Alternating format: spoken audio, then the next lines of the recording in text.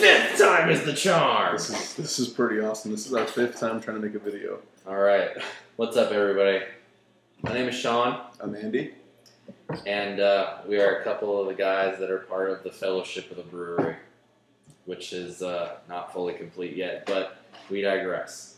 We had a really great time tonight, sampled several different beers, and right now we're kind of capping off the night with this wonderful brew right here. Andy, if you would be so kind as to give a little introduction.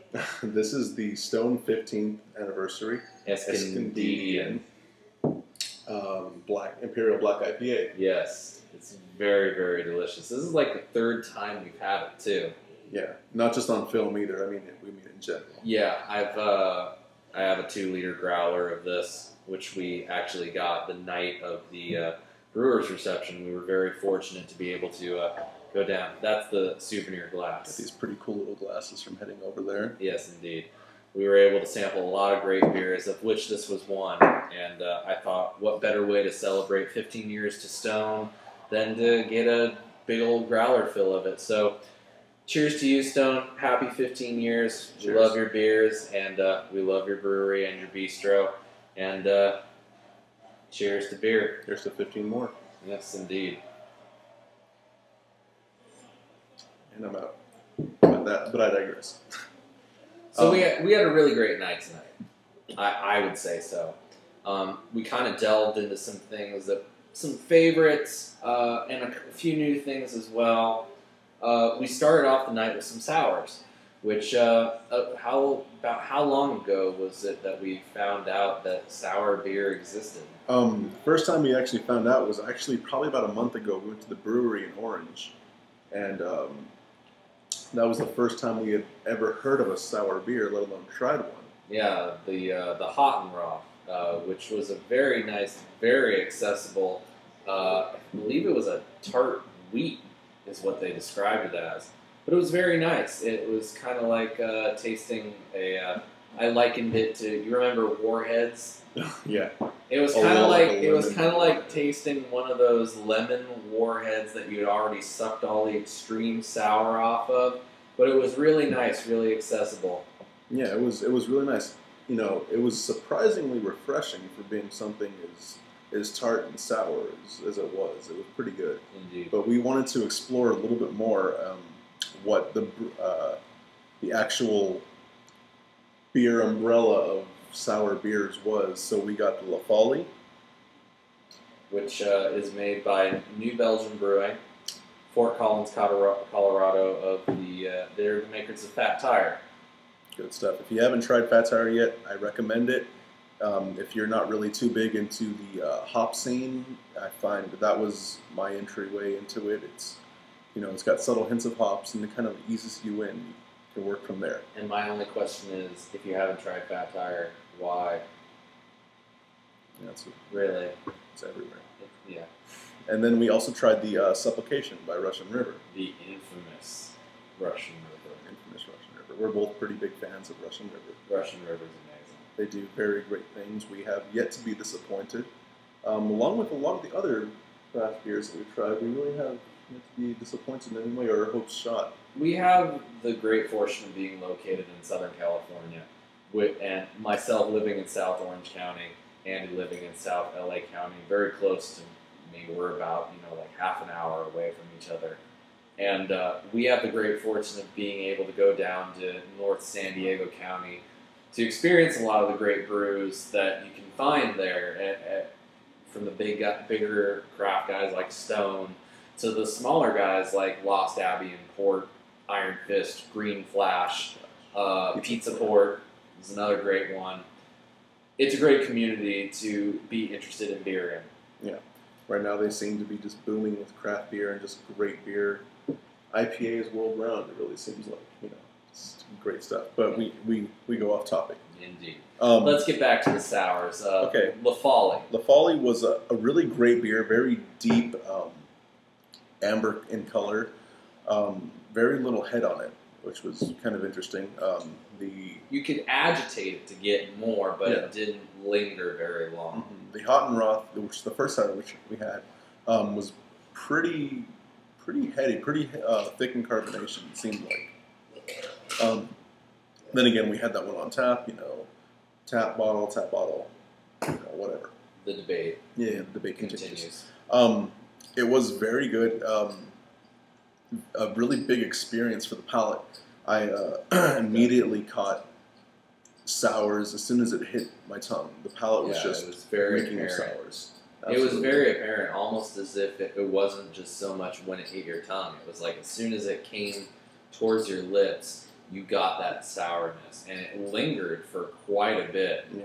This was the one that was getting a slight hint of Granny Smith apple. Yeah, definitely. The aftertaste, that lingered was, you get a little bit of the fermentation, but more importantly, you get, a tartness from Granny Smith green apples. It was quite enjoyable.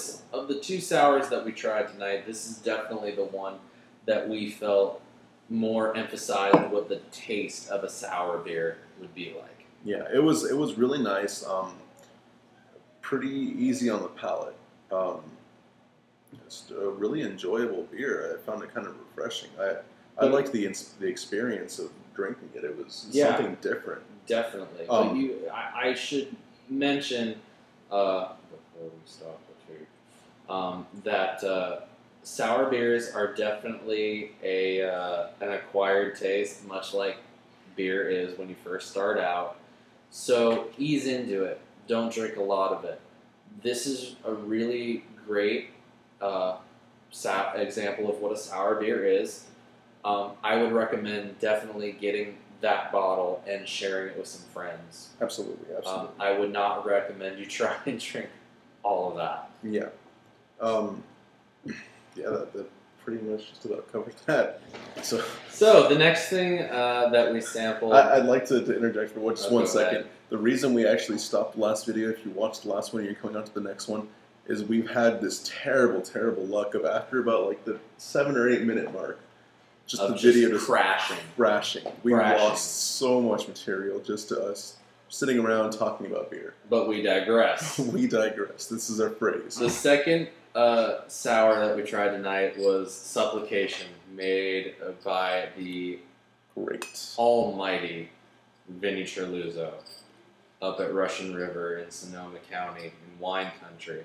It's a fantastic sour aged in Pinot Noir barrels with cherries added to it. Mm-hmm. This one, of the two, I think I would consider this one my favorite because, not to discount New Belgium, because I love New Belgium. Everything I've had from them, I've yet to be disappointed, especially with the sour. Definitely wasn't disappointed with that. I feel like that one definitely was a better example of what goes into making a sour. Yeah, absolutely. I agree completely. Well, I personally like the Folie a little bit better. Don't get me wrong. I love Russian River. We both are huge fans of Russian River. They do amazing things.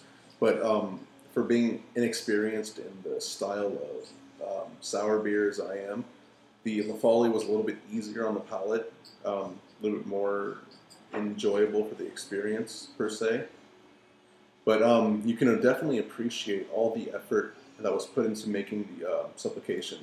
You can taste, the wood from the Pinot Noir barrels. You can, taste little hints of the wine. It's great. You can really appreciate the process of the beer, and the tart, sweet hints that you get from the cherries are just absolutely amazing. Yeah, and the funny thing about cherries that I find when you put them in beer, and which is something that I noticed when trying Stone's cherry chocolate stout, which if you haven't had, I highly recommend that you go out and at least get one bottle of it.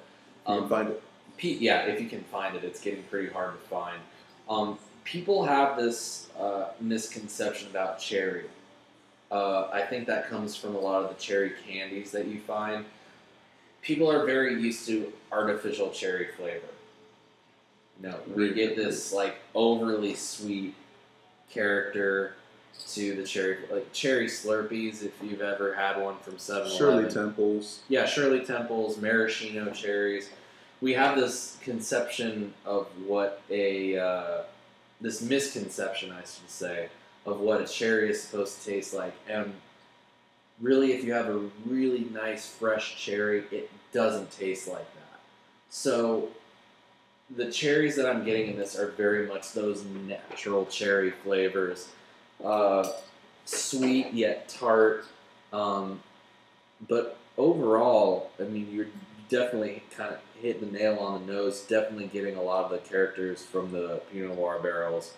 Um, yeah, and I think that actually kind of helps the sourness a little because oak barrels tend to have this like natural vanilla to it that kind of smooths everything over. What we noticed from this one was we had an almost vanilla sweet cream Almost taste as that if came at the end. we had like just taken a bite of like a cherry cheesecake of some sort. Yeah, it was really interesting. I've this isn't the first time I've actually had the this beer.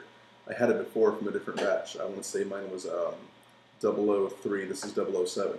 Pretty cool. And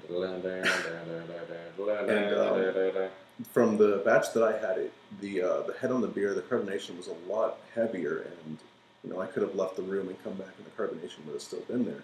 This one was very light and very easy on it.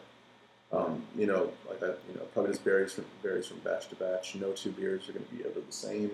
Definitely. And you have to appreciate that as well. It's I mean, that's one of the wonderful things about craft brewers is that if it's a recipe like Supplication, and it could even be the case with Fat Tire. Andy and I have talked in the past in private conversation about how we've noticed a change in the taste from even Fat Tire from years ago to current. He notices more of a taste difference than I do, but at the same time, we both agree that the taste it has subtle differences, and that's kind of the beauty. People that really do these things for the art of it rather than the commerce of it is that there's always going to be some sort of progression or even regression too, which is one of the beautiful things about being an artist like we are as musicians is that we can cull from influences as old as 50 years to try and come up with something really interesting and current. And that's one of the beautiful things about beers is we have thousands of years of brewing history to pull from and making these styles of beer.